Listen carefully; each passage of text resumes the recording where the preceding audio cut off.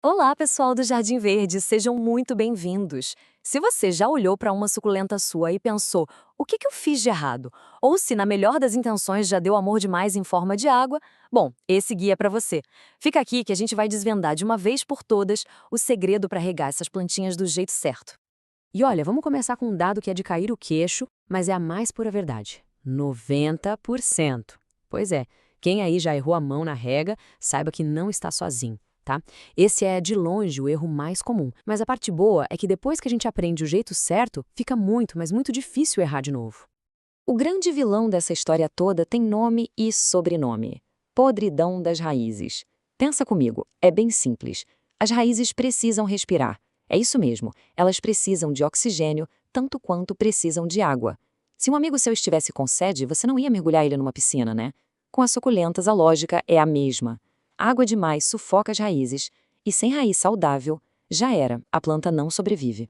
Para a gente dominar essa arte, eu preparei um mapa bem claro. Primeiro, a gente vai desvendar o erro mais comum. Depois, vamos aprender a ler os sinais que a própria planta dá pra gente. Aí partimos para a técnica de rega perfeita, entendemos por que a drenagem não é negociável, vemos como ajustar tudo para cada estação do ano e, no final, um resumão com as regras de ouro para nunca mais errar.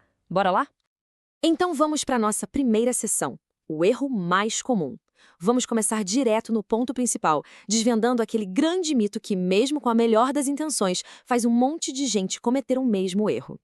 E aqui está o grande pulo do gato, a regra de ouro. Regar poucas vezes, mas com muita água.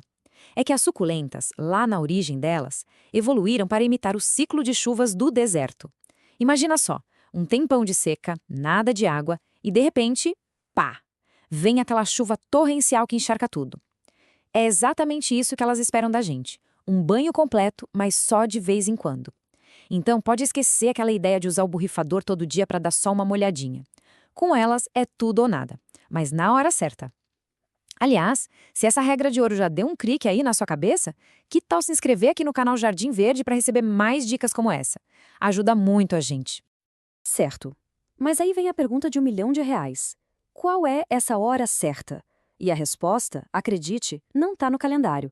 Está na própria planta. A gente precisa aprender a ouvir o que ela está pedindo. E, felizmente, a planta dá sinais bem claros. Temos 3 jeitos super práticos de checar. O primeiro, e o meu preferido, é o teste do dedo. E ó, não vale só encostar na superfície, viu? Tem que enfiar o dedo lá fundo, uns 5 centímetros na terra. Se sair limpo e seco, luz verde, pode regar. Outro sinal são as folhas, que ficam meio enrugadinhas, sabe? É a planta avisando que está usando as reservas dela. E para quem gosta de tecnologia, um medidor de umidade tira qualquer dúvida. É só espetar na terra e ele te dá a resposta exata. Agora presta bem atenção nessa diferença, porque isso aqui é crucial. Excesso de água deixa as folhas amareladas, moles, quase transparentes. Você toca e elas estão meio melequentas. Já a falta de água deixa as folhas murchas, enrugadas, mais secas ao toque. Aprender a ver essa diferença é a chave para saber exatamente o que fazer e salvar a planta a tempo. Ok, então a gente já sabe quando regar. Agora vamos para a parte prática. Como fazer isso do jeito certo? Qual a quantidade de água e o melhor método? A técnica é bem simples. Regue sem medo, regue com vontade. A gente vai despejar água em todo o substrato, molhando a terra toda, até ela começar a escorrer livremente lá pelos furinhos de drenagem no fundo do vaso. É assim que a gente garante que a água chegou em todas as raízes, até naquelas mais escondidinhas lá no fundo. E esse slide aqui mostra um erro clássico, o borrifador. Gente, borrifar só umedece a camadinha de cima da terra. Isso faz com que a planta crie raízes fracas, só ali na superfície. E pior, a água que fica acumulada nas folhas pode causar fungos ou até queimar com o sol. Então lembre-se sempre, a água vai no solo, na base da planta. E já que a gente falou da água saindo pelos furos do vaso, chegamos num ponto que é, nossa, inegociável para a saúde das suculentas: a drenagem. Pensa na drenagem como se fosse o sistema de segurança da sua planta. Sem uma boa drenagem, não adianta regar certo. A água vai empoçar lá no fundo, vai compactar a terra, vai expulsar todo o oxigênio e pronto, está criado o ambiente perfeito para aquela podridão de raízes que a gente viu lá no começo.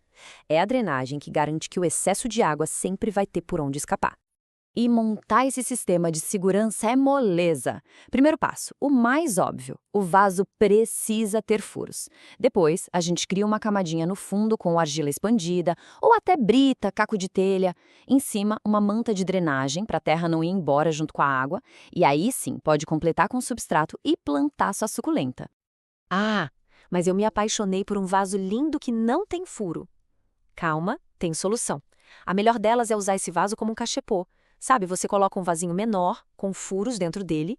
Na hora de regar é só tirar o de dentro, regar, esperar escorrer e colocar de volta.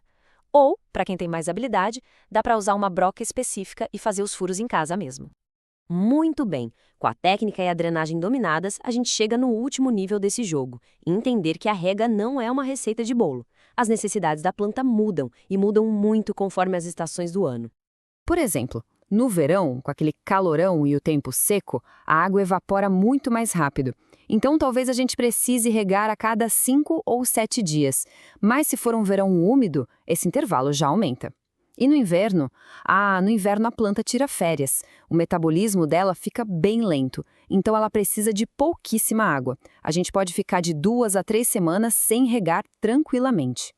E isso tem tudo a ver com um período de dormência, que é tipo a hibernação das plantas. Algumas, como as aloes e haworthias, entram nesse modo descanso no verão. Já outras, como as estivérias e sédums, preferem descansar no inverno. E na dormência, a necessidade de água é mínima, quase zero. E chegamos na reta final. Agora é a hora de juntar tudo que a gente aprendeu e transformar em regras de ouro para fixar na cabeça e nunca mais ter dúvida na hora de pegar o regador. Anota aí, ou melhor, mentaliza. São 4 regras de ouro. Primeira, só regue quando a terra estiver 100% seca. Segunda, quando for regar, regue com abundância até a água vazar por baixo. Terceira, drenagem não é opcional, é obrigatória. E quarta, observe as estações do ano e ajuste a frequência. Simples assim, né? E olha, se essas dicas ajudaram a clarear as coisas, essa é a hora perfeita para deixar aquela curtida no vídeo, se inscrever no canal se ainda não for inscrito e compartilhar com um amigo ou amiga que também é fã de suculentas. Cada interação ajuda a nossa comunidade do Jardim Verde a crescer. E agora que o mistério da rega está resolvido, a pergunta que fica é: qual o próximo passo para o nosso jardim ficar ainda mais espetacular? A gente fala de adubação, de como combater pragas, de propagação para ter mais mudinhas? Deixa aqui nos comentários o que vocês querem aprender. A gente se vê no próximo vídeo. Até lá e boas regas!